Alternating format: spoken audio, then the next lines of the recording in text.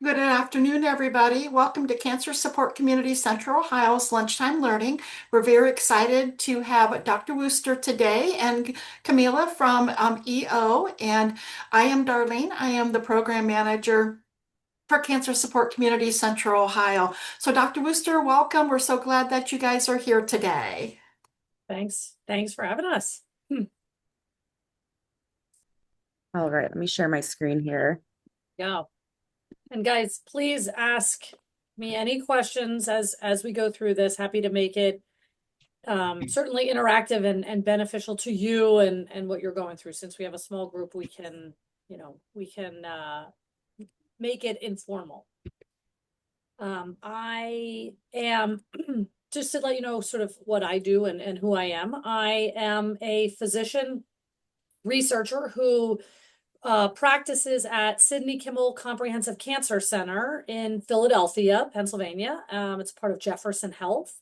And by background, I am an internist and I did training in pain management and palliative medicine because I wanted to specialize in cancer, pain and symptom management specifically. So I run the supportive oncology division in our cancer center, which is kind of everything that isn't your direct cancer treatment. I tell people, think about it like that: physical, emotional, nutritional, spiritual kind of side effects of cancer. And along that path, I got into research about cannabis because a lot of our cancer patients were using it. And I met the team at EO along that way and sort of saw the good thing that I thought they were doing. And so was happy to join their team as their chief medical officer as well.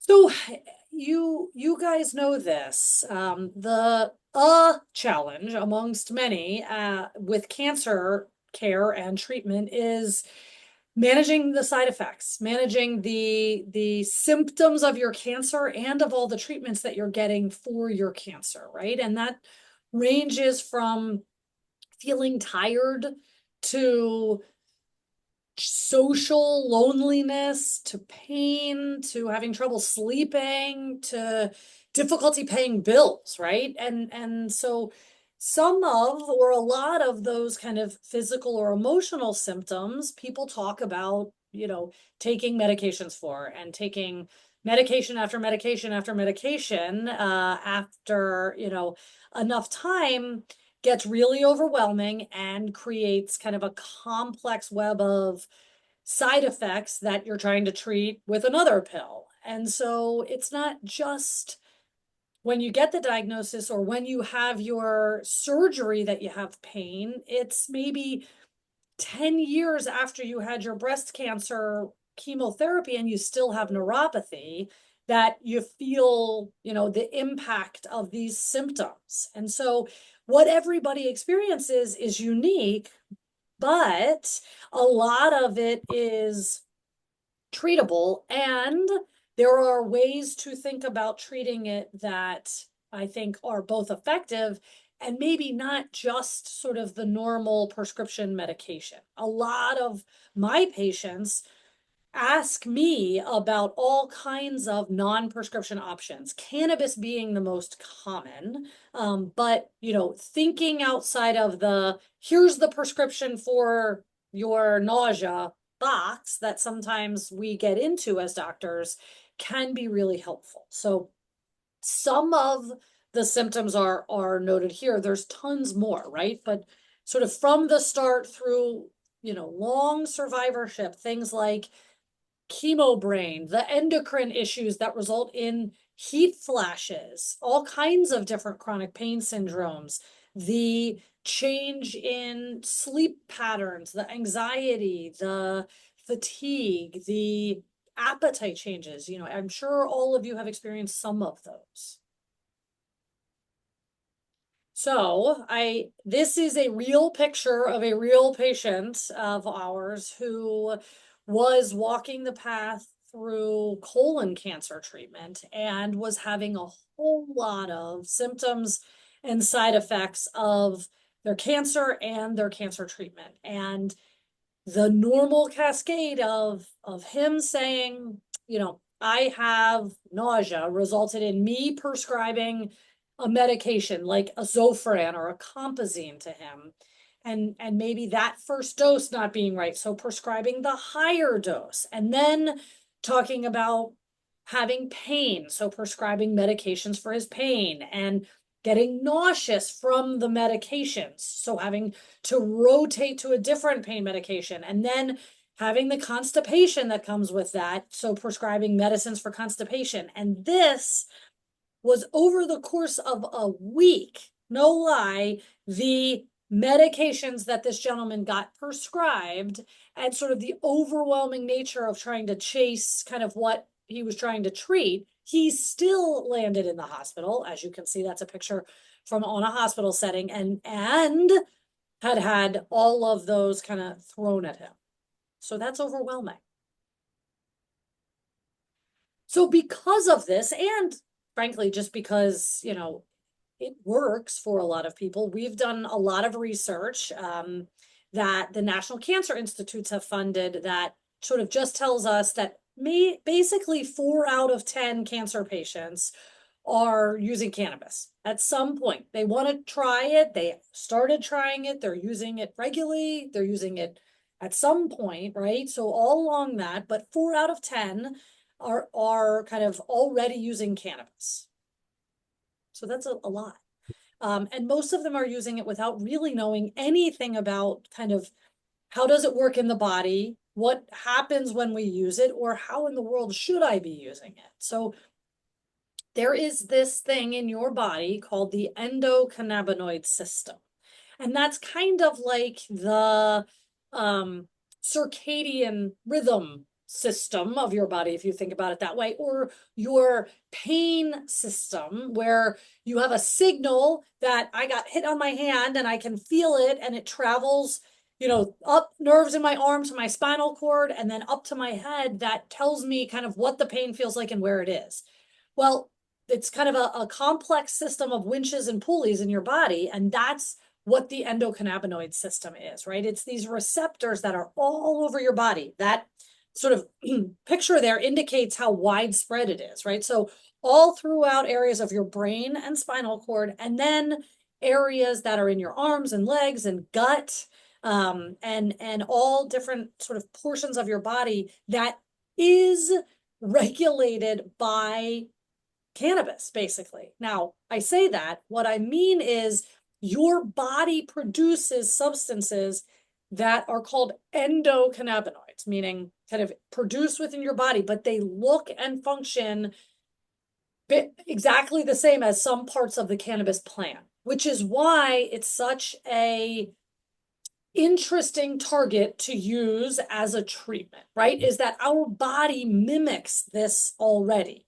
We produce things that are structurally similar to the cannabis plant, just like pain medicine. So if I prescribe oxycodone to you, I'm prescribing a medicine that looks and feels like the endogenous opioids that your body produces, right? So similar thing, I'm just giving you kind of an extra dose of it.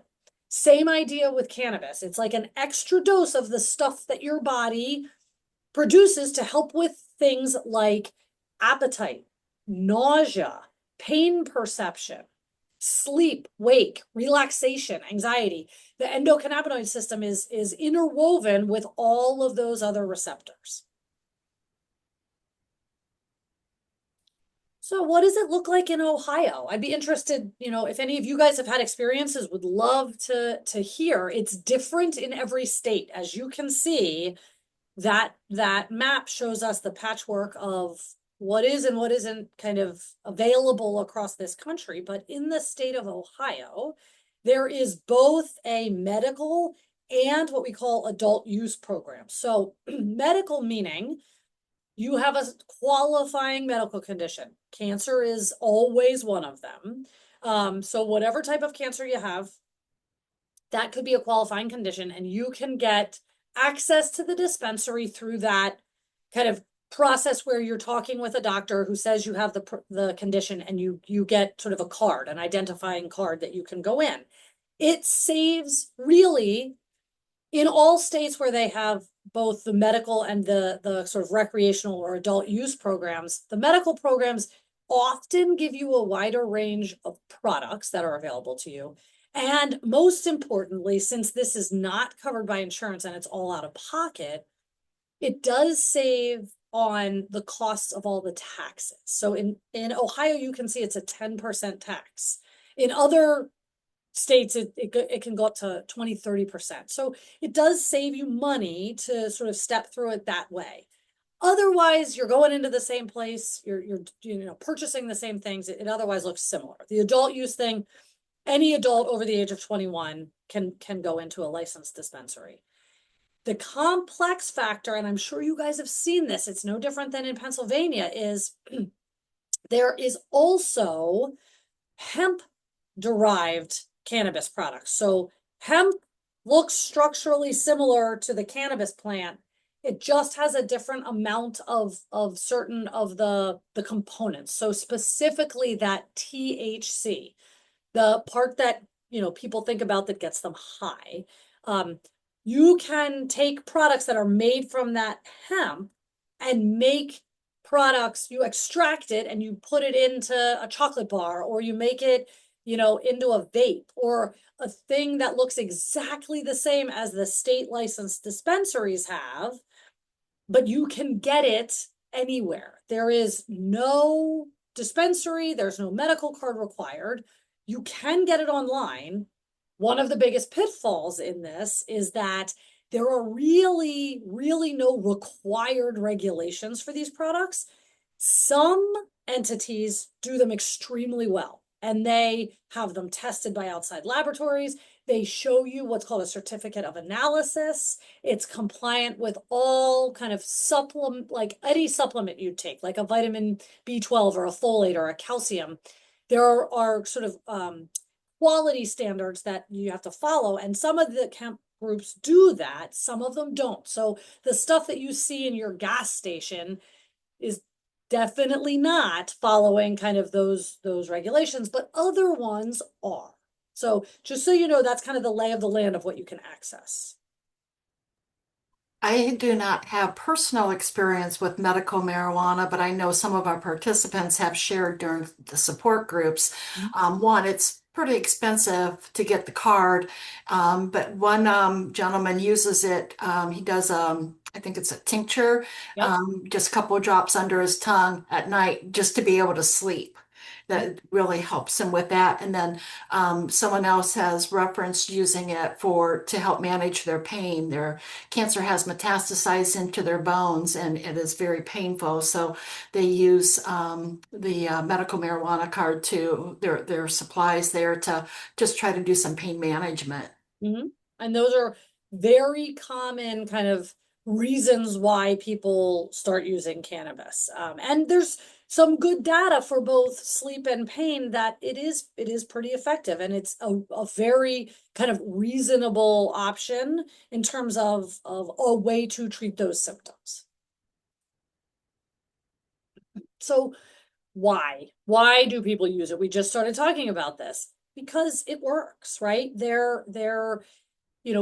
Certainly you're always going to hear this said, is that we need more research and we need more data about it. But what we've seen thus far is that it can be quite helpful for targets that are pretty common in cancer patients. So pain, whether it's neuropathic or nerve pain or bone pain or that migraine pain or headache pain from chemotherapy or cancer treatment, or the cancer itself. Chemotherapy-induced nausea, that has sort of long been the first thing that people thought about using cannabis for, and has more data surrounding it. It's depicted in movies that someone that's got cancer, someone hands them a cannabis product and they do it. So you don't have to go out there and smoke a joint, which is what people think about, right? But it can be quite effective. And appetite stimulation is another one. I will say the sleep anxiety part is increasingly an area where people will turn to cannabis, because we've seen some good evidence now that it's working or it's helpful in those areas, or can be. So it's, I would tell you, like anything that I might prescribe to you, it's complicated and there are risks, especially if you're sort of doing it without any guidance, right? If it's like, hey, I got this thing, or I walked into a dispensary, or, a neighbor gave me this, and you don't really know what's what, there is no great reason to sort of smoke that joint, when there's ways to use it, even inhalable ways that are much more safe and not as risky if you have underlying lung or heart conditions. And we've seen that products are getting so potent with so much THC that it can be quite easy to sort of accidentally overdose on them. So just like I would never kind of give you a bottle full of that oxycodone and say, take it however you want to, we kind of in the medical world don't want people to be thinking about cannabis that way, and trying to have a conversation and getting guidance about how to dose it, what to use, right? So lot of issues with very high THC that you can see. So manic, psychotic episodes, something called cannabis hyperemesis syndrome, where instead of it helping relieve nausea, it actually kind of creates more nausea and vomiting. Certainly people can develop what's called cannabis use disorder, just like anything that can create irresponsible or unsafe use. Cannabis is one of them. So without guidance, it can go in that direction. And then we talked about this a little bit already with the hemp piece, but lots and lots and lots of sort of gray area with state to state regulations and contaminants and kind of content, like what's in it. Is it really what you're getting? So this harkens back to, my number one piece of advice is get guidance, right? And we know from a lot of our work that people aren't getting guidance, right? And even if they are getting guidance, they're not getting guidance from the right people. You don't want to go into a dispensary and have a 20-year-old bud tender telling you what's going to be the right thing to use for help with sleep now that you're on hormonal therapy for your breast cancer and you're having trouble sleeping, right? They're just, that person means well, they just aren't looking at it through the same lens of what you'd want to do, right? So very few people right now are talking even to another cancer patient about their experience, right? 3%. Only 9% of people in sort of a national survey are talking to any of their medical professionals, right? So that's where we really want to move this, is get guidance in some way. So it's not easy. I'm not saying it like it's easy to just get those answers, right? The dispensaries aren't staffed by the right people. Most sort of canadocs or people that might take your money to get your certification aren't necessarily kind of taking ongoing care of you, or sort of may not kind of have the right knowledge to balance everything. It might just be kind of for extra income. And the lack of our training and education about this means it takes a lot of time to get educated and then have the conversations with patients. So a lot of people necessarily aren't necessarily doing it. And Darlene, you already kind of called out here that cards are expensive. The cards themselves can be anywhere $200, $300. So takes a lot of work to try to even go through that path to get the guidance for a state regulated dispensary. Yep. This reinforms exactly what I was saying, right? This is the most important point. If you're taking away anything, is that this is a relatively safe product to try, or substance to try for a lot of the symptoms that you're struggling with, but having a conversation and getting kind of medically guided information is critical. So what do we need? Here's what we need. We need a way to get better symptom management to patients' hands with some guidance that tells them what to use and how to use in sort of a trusted way. And if we can do it in a way that also relieves the burden on you as the patient a little bit, that's great, right? If you don't have to seek out yet another doctor and go to yet another place to get medicines when you're already going to the pharmacy, that's helpful, right? Because there's a whole lot of burden on cancer patients. And so if there's a way to do this, and that's exactly what EO is doing. They are an option as a kind of very responsible, medically oriented way to get products and guidance and try to sort of get some of that symptom relief that you're thinking about using it for. So what is it? What the heck is this EO thing? It is a online, so you can do it on your smartphone or you could do it on a tablet or a computer, platform that you put in information about just you. So the idea of a little bit of personalized medicine, what you're going through, what symptoms you're struggling with, and kind of what other medications you might be taking. So to be able to create what's called a care plan for you, basically kind of think of it like a prescription, right? So here's the product and here's the dose and here's how you take it. And it comes to you similar to what you see right there, kind of if you're using a smartphone, in a way that, is easy to understand, has big font so we can all read it and not kind of have to squint so much, and enables you to have a conversation if you need it or if you want it with the sort of medically oriented clinical team, right? So that you don't feel like you're like, I don't know what I'm doing. You can kind of then get also the products that get sent to you just like they would if you're using Express Scripts or any of those things where stuff can get shipped to your house. So, and the products don't look like, a bong or a bowl or a joint or something that feels, wildly outside of what would kind of be considered medical. There are things like a metered dose inhaler if you want something that's inhaled, or that tincture idea, right? A liquid that you either put under your tongue or swallow, a topical that you can put on a specific area or joint that might be painful. And also products that you can, chew or swallow, just like a chewy vitamin or a pill that you're taking. And you can get them mailed to you. Yeah, and I'll just jump in here quickly as well. There's a resource center that we've set up, and we'll show you that at the end of the presentation. But there's a bunch of information about kind of the research that Brooke just went over available there. You can take a look at what the care plan looks like as well. And there's also contact information, so you can get in touch with our team. If you have questions, we have a phone line available. We're partnered with a nonprofit called Realm of Caring. So if you have questions, general questions about cannabis or questions about how any of this works, you can always reach out to us there.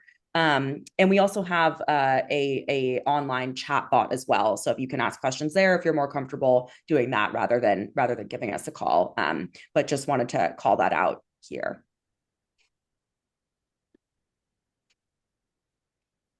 Some of what we collect on the EO platform, which is really meant to both individually kind of help you feel better quicker, also to further the research, right? So as we're gathering lots and lots of people and having them tell us sort of the before and after idea of how they're either getting relief or what side effects they're having or anything like that.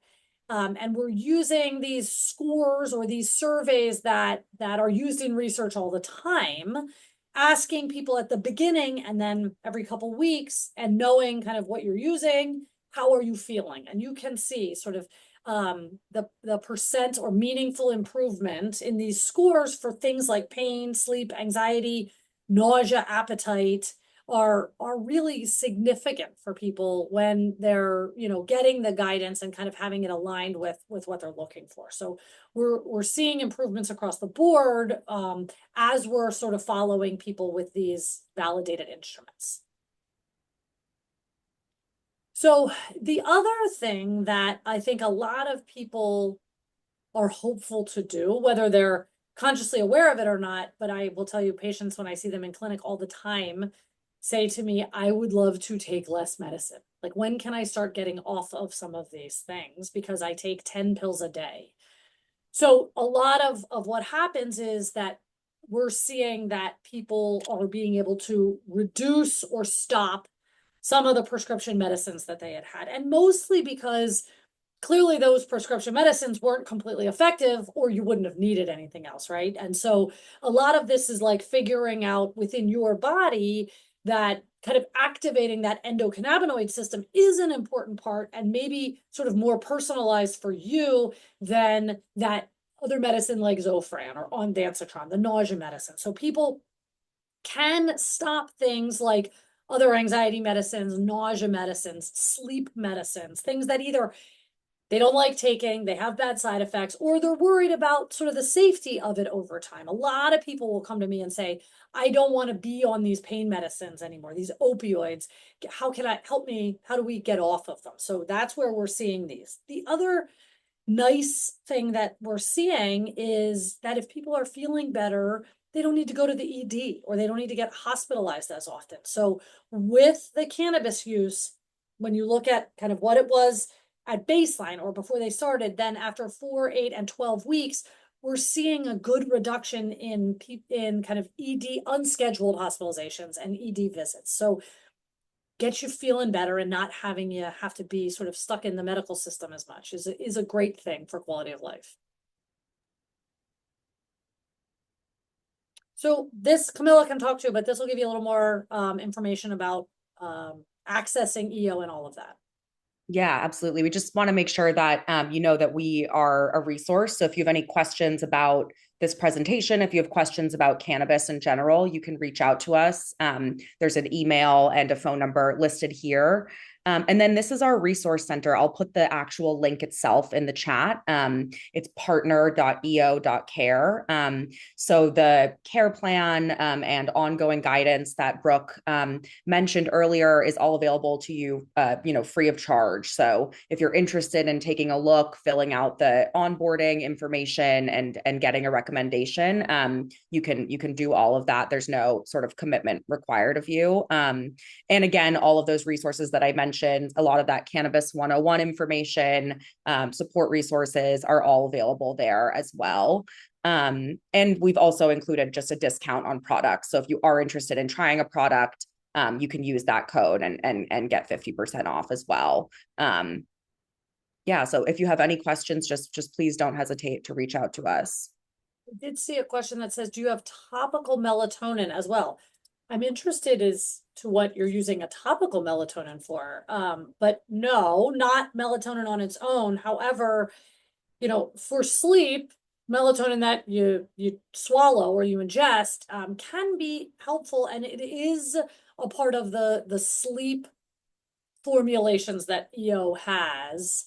In does have melatonin as a component of it, because a lot of what we see is that instead of it just being one part of the cannabis plant, like just THC, sort of having a couple of these sort of supplements as a part of it tends to work even better. We're learning more and more about kind of what is called the entourage effect, or sort of how all of these products work kind of better than each individual part on its own. So melatonin is a part of it.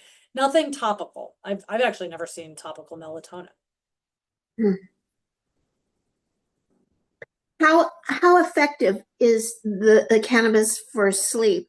I have no trouble. I have no trouble going to sleep.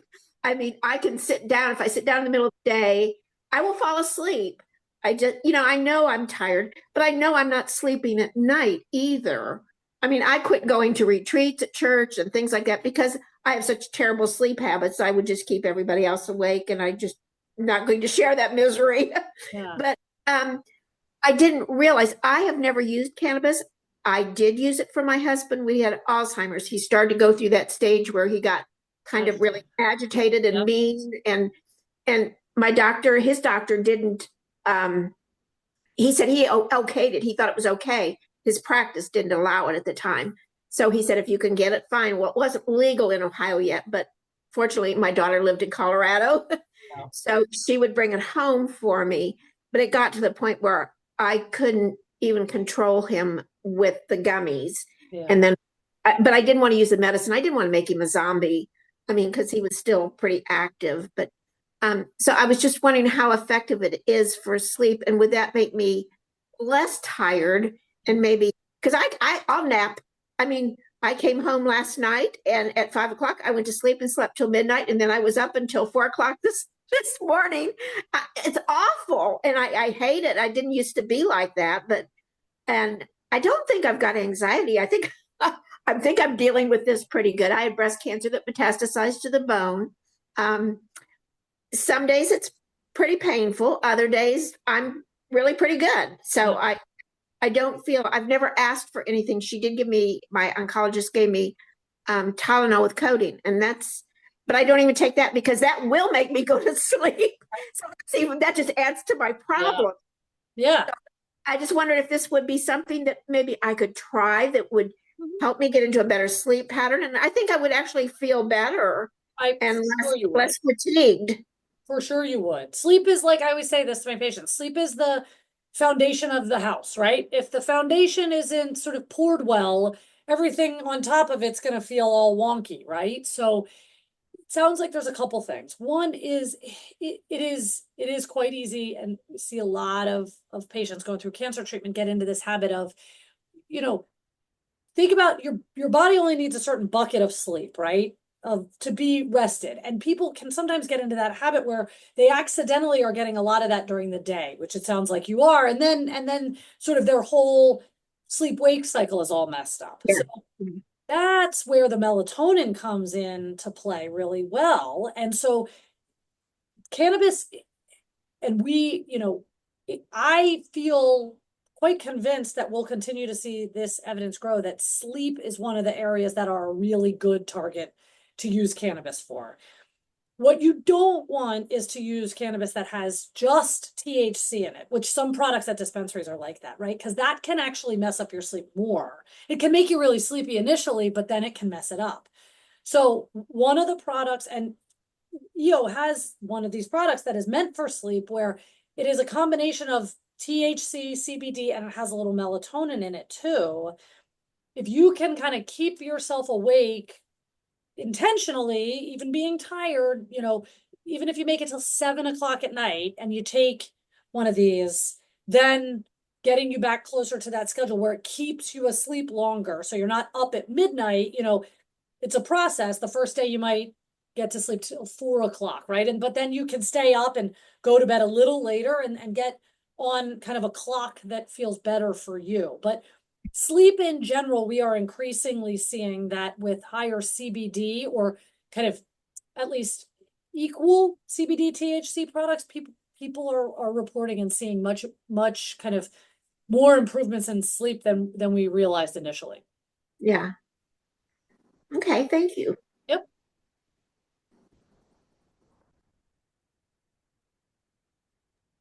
There was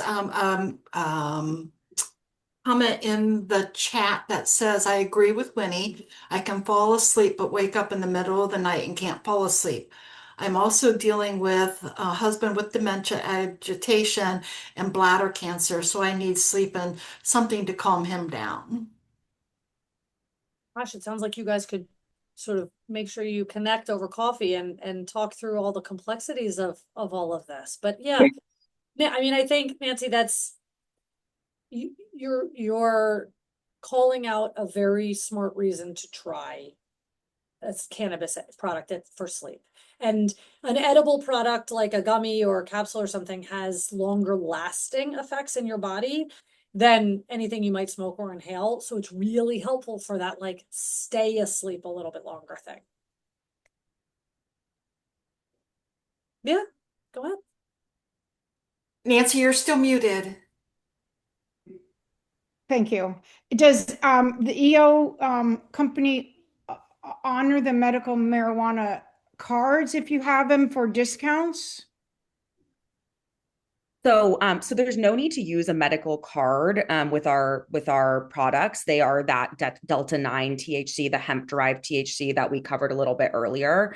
But there is a discount available. There's a 50% off discount available to you guys that's specifically for you. But there's also a subscription discount. So if you try the products and you like them and you feel like they're working for you, you can sign up for a subscription, however, whatever frequency kind of works for your needs.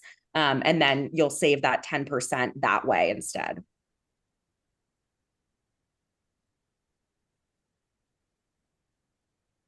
Thanks, guys. It was lovely talking with you, and hang in there. Cancer is a marathon, not a sprint. Yeah. Sounds like you're all kind of seeing that. And you've got a great community around you with CSC. Thank you.